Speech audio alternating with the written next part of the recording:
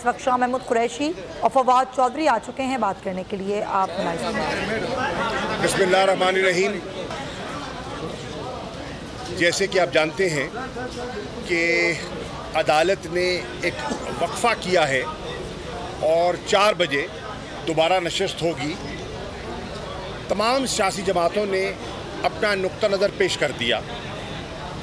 अल्हम्दुलिल्लाह एक चीज़ पर इत्तफाक दिखाई दिया कि कोई आइन से मावरा नहीं है और जितनी सियासी जमातें हैं वो आइन की हदूद के अंदर रहते हुए ही कोई रास्ता तलाश कर सकती हैं और ये तहरीक इंसाफ का पहले दिन से नुक्ता नज़र था।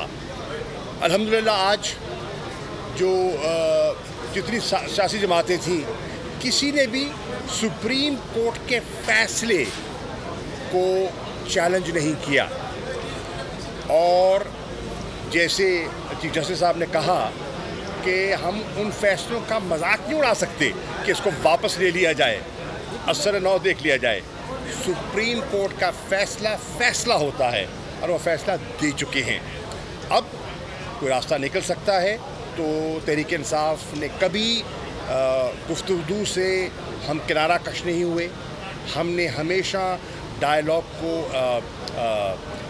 फौकियत दी है, लेकिन आइन से इनकार नहीं हो सकता।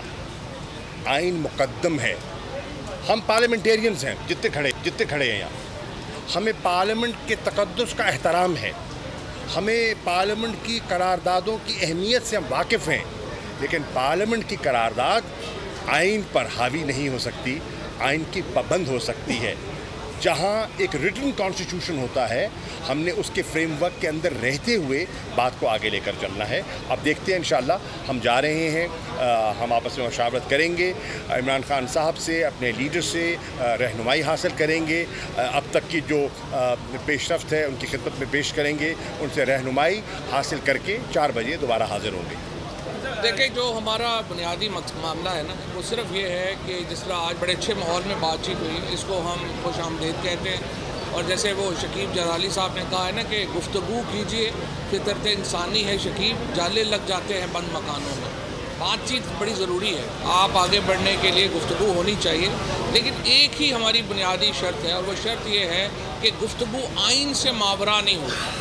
आप जो सुप्रीम कोर्ट ने आज बड़ा अच्छा फैसला किया है, उन्होंने कहा है 14 मई की तारीख इंटैक्ट है, वो आगे हरगिज़ नहीं जाएगी। और जो मुज़ाकरात हैं वो टाइम फ्रेम ऑटोमेटिकली ही मिल गया है, यानी आपने हर सूरत में अभी 4 बजे दोबारा बुला लिया है। सो आपने 1 हफ़्ते में ये मुज़ाकरात के करीब जो है वो कंक्लूड करने हैं। 1 हफ़्ते से ज़्यादा का टाइम नहीं है। आइन के अंदर जो शिक दी गई है बड़ा सिंपल है। शाह साहब ने सुप्रीम कोर्ट को ये प्राइज़ भी किया कि देखिए, ये तो खुद ही हमें बता रहे थे कि आप पंजाब और यूपी की असम्बली तोड़ दें, इलेक्शन हो जाएंगे। वो असम्बलियाँ तोड़ने के बाद निगरान हुकूमतें ये मामला नहीं चला सकती। सिर्फ एक मेरी गुजारिश होगी, अभी मैंने एयाज सादिक साहब से भी यही बात कर रहा था, साद रफ़ीक साहब से भी यही बात कर रहा था कि देखिए, मुज़ाकरात के लिए एक माहौल होना चाहिए। 3500 लोग जो हैं वो तहरीक इंसाफ पे अरेस्ट कर लिए गए। रात को भी अता हमारा जो इंस्टाग्राम का लीड था उसको उठा लिया गया।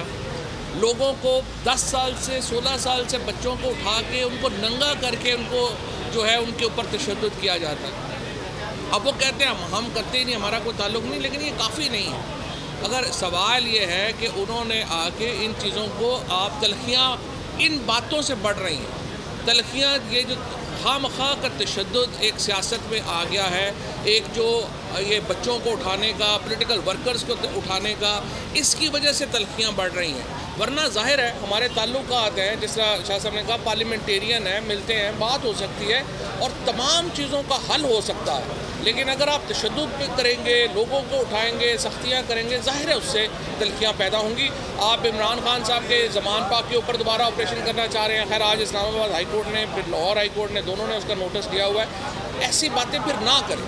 आपने टेम्परेचर को बढ़ाना है, आपकी मर्ज़ी है। 12 महीनों से आपने देख लिया है, इससे कोई नतीजा नहीं निकलेगा।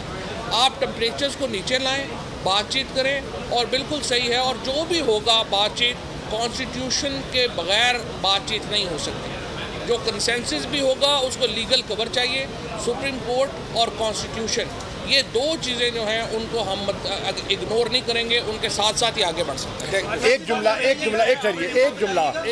जुमला और कहने दीजिए। देखिए, चीफ जस्टिस साहब ने एक बड़ी खूबसूरत बात की और दुरुस्त बात की, और उन्होंने कहा कि इलेक्शंस के लिए एक लेवल प्लेइंग फील्ड होना चाहिए। ये हमारे आइन में जो केयर टेकर का कॉन्सेप्ट डाला गया, उसका बुनियादी मकसद क्या था? उसका मकसद था कि एक ऐसा निगरान सेटअप हो जो वाक़तन गैर जानिबदार हो। हमें पिछले कुछ अरसे से जो इस वक्त पंजाब का और खैबर पख्तूनख्वा का जो निगरान सेटअप है, पंजाब का बिलखुसूस, उसमें वो गैर जानिबदारी का अंसर दिखाई नहीं दे रहा। शाह से भी ज़्यादा शाह के वफादार। और वो जो उनका मैंडेट है, आईनी मैंडेट है, उससे वो तजावुज़ कर रहे हैं। मेरी फिर गुजारिश होगी और मैं फिर सुप्रीम कोर्ट के अहाते में खड़े होकर दस्तबस्ता गुजारिश कर रहा हूँ निगरान सेटअप से और उनके नीचे जो इंतज़ामिया है, चाहे सिविल सर्वेंट्स हैं, चाहे पुलिस है, कि आप आइन और कानून के दायरे के अंदर रहते हुए काम कीजिए।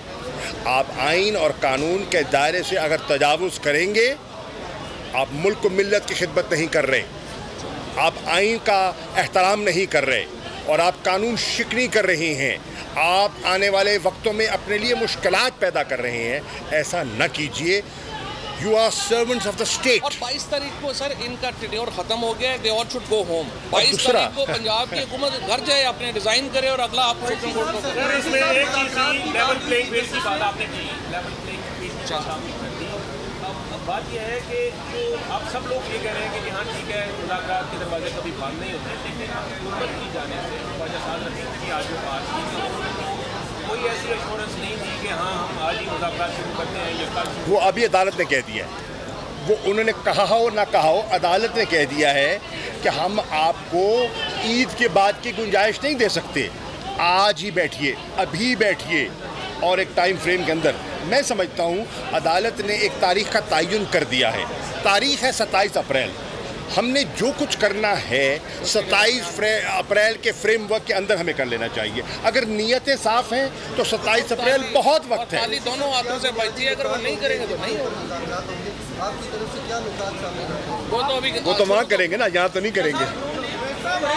ये बता दीजिएगा, बगैर जो है ना वो इलेक्शन ना मंजूर है, तो आप तो खुद ही बाहर तो आ जाए, हम कब कह आए, बिस्मिल्लाह आए, अगली फ्लाइट पकड़े और आ जाए। आप तो जिंदगी में रेस्टोरेंट। Thank you.